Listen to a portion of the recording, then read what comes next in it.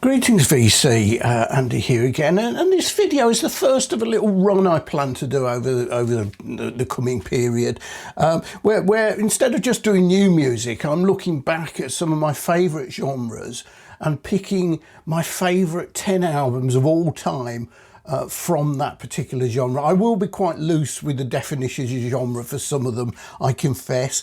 And even though I've said 10 here, I'm going to, at the end, so stay with me at the end, I'm going to have my favourite live album from the genre, and also pick just a quick run through 5 honourable mentions that I would have liked to included somewhere in there, but just couldn't, ran out. I've set myself a limit of a maximum of 2 albums from one band, but then I'm trying to limit what's happening with that as well.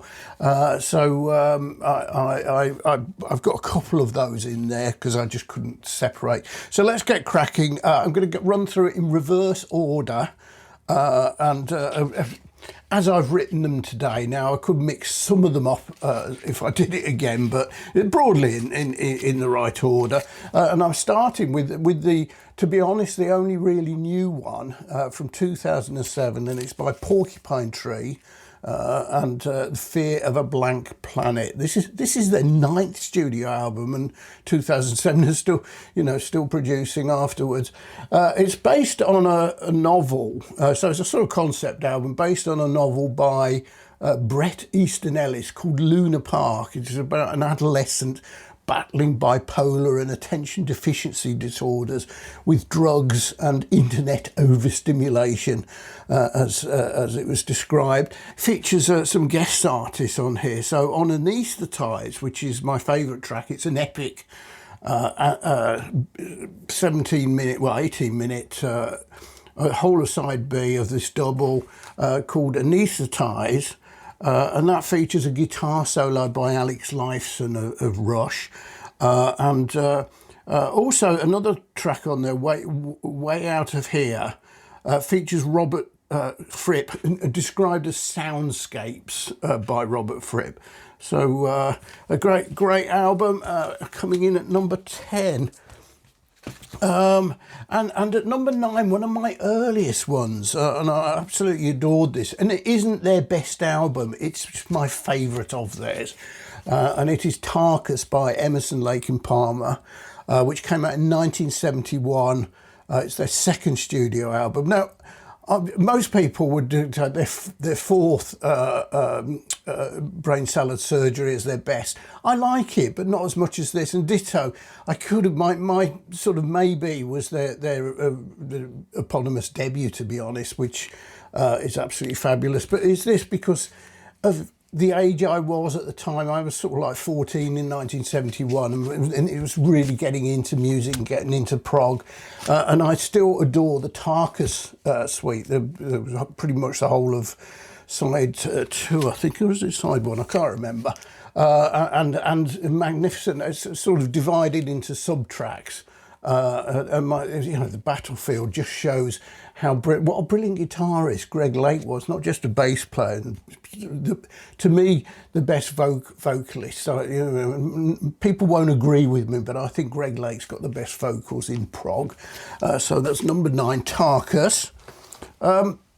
Number 8, Tubular Bells by of course, Mike Oldfield. I mean, he was only 19 when he recorded this. It's obviously debut 1973.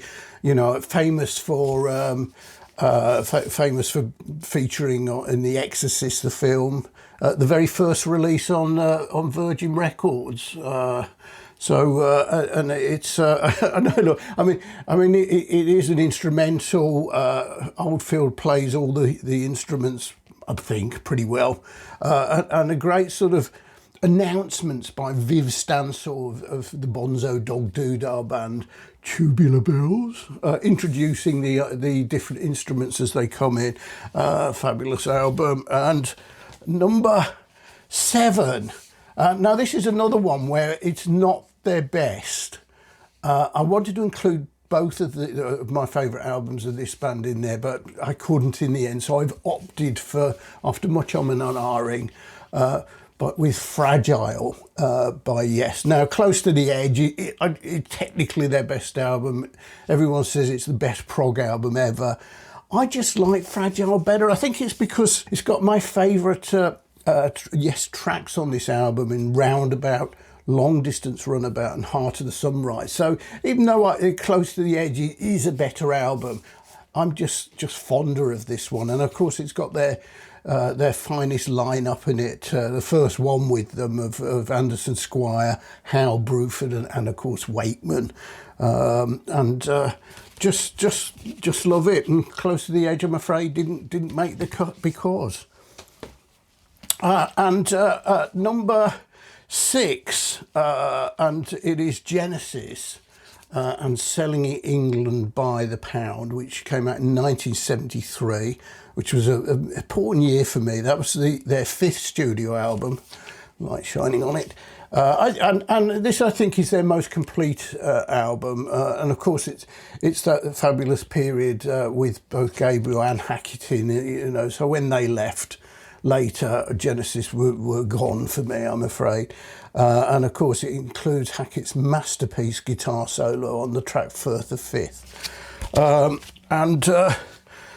now we come to number 5, and it is King Crimson and Red, which was their 7th studio album released in 1974, and arguably with their best lineup of where are we, Fripp, Bruford and Wetton, you know, this is my favourite album, King Crimson. That's why it's in here. I could have included lots of King Crimson albums, but wait for the live one.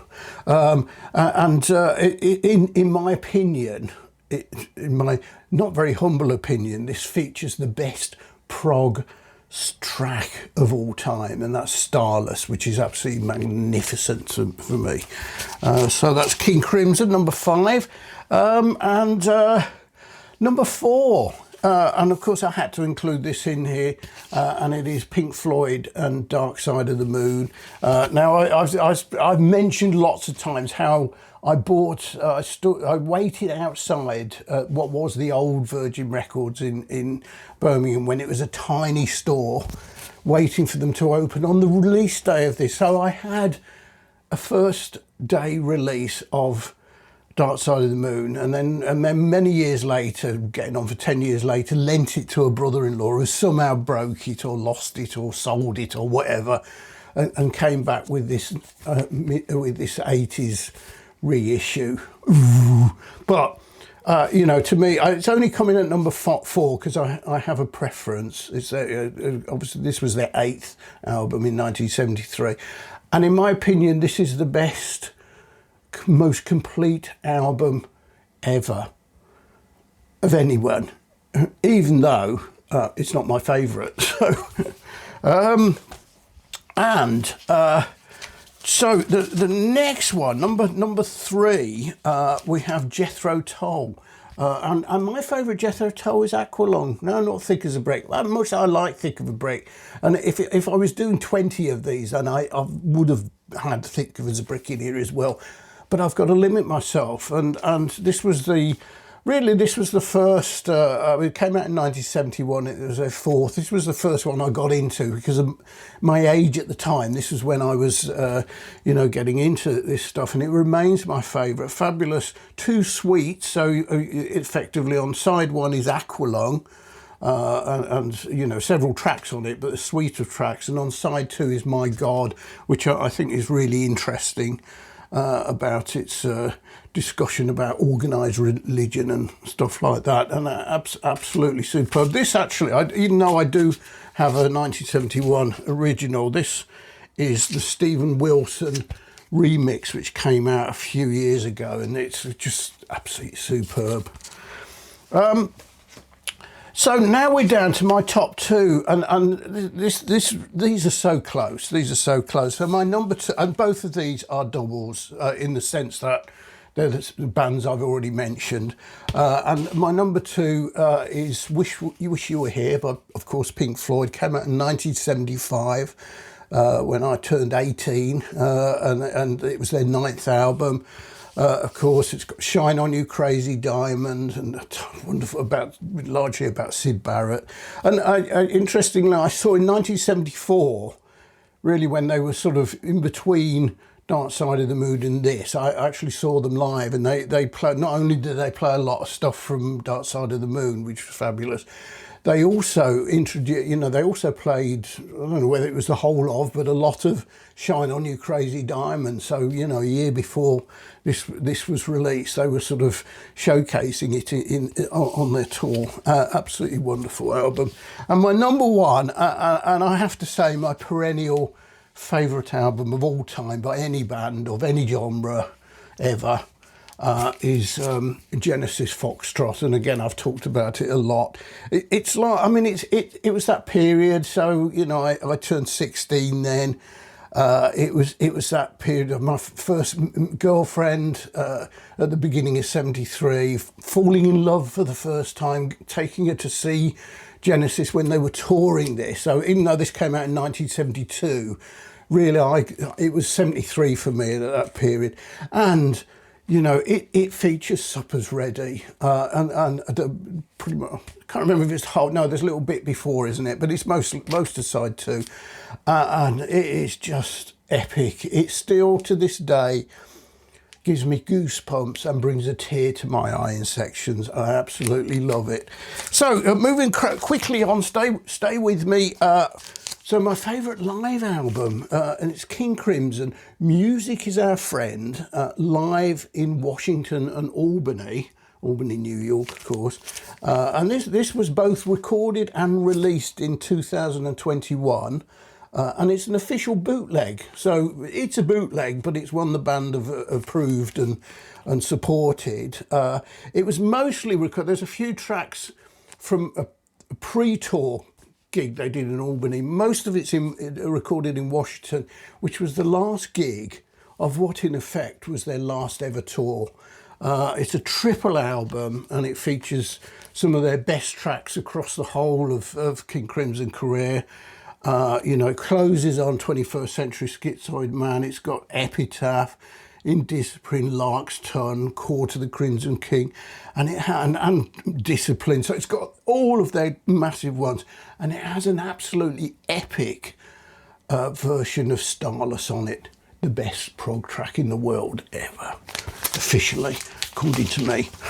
So let me quickly run through my honourable mentions. As I say, these are all bands I would have liked to have included in them. I love them, but limiting myself to 10, I'm afraid these big ones were the more important to me personally. So honourable mention, Marillion, Clutching at Straws, which was their 4th album, 1987, and this was the last one with Fish before he left to dry out and clean up, etc.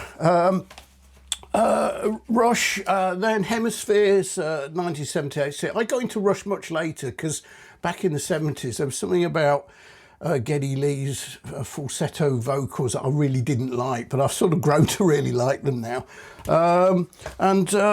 Camel, had to include some Camel. The Snowgirls, 1975, 3rd. Of course, this is based on a Paul Gallico short story, like, and a couple of CDs, ones I don't have on there. So the Riverside, this is their 2004 debut, so from Warsaw in Poland. Absolutely fabulous album. I've never seen it on vinyl, but I like it. And another one I've never seen probably exists, but from Texas, of course, the Mars Volta. This was their debut. Came out of at the drive-in and went really proggy with this stuff. And this is bonkers but brilliant. And it came out in 2003, deloused in the Chromatorium. So there you go. I just wanted to whiz through them. I'm not dwelling on them because most people know all of those. If people like this, I'm going to go through some of my other genres. I don't know how I'm going to do, probably 5 or 6 in total, but it's nice to talk about some of my favourite albums from way back when, as well as some new ones, newish, you know, rather than just new releases all the time. But I'll be back to new releases, obviously, at the beginning of April when we start looking at an amazing March run. So thanks for watching. Cheers.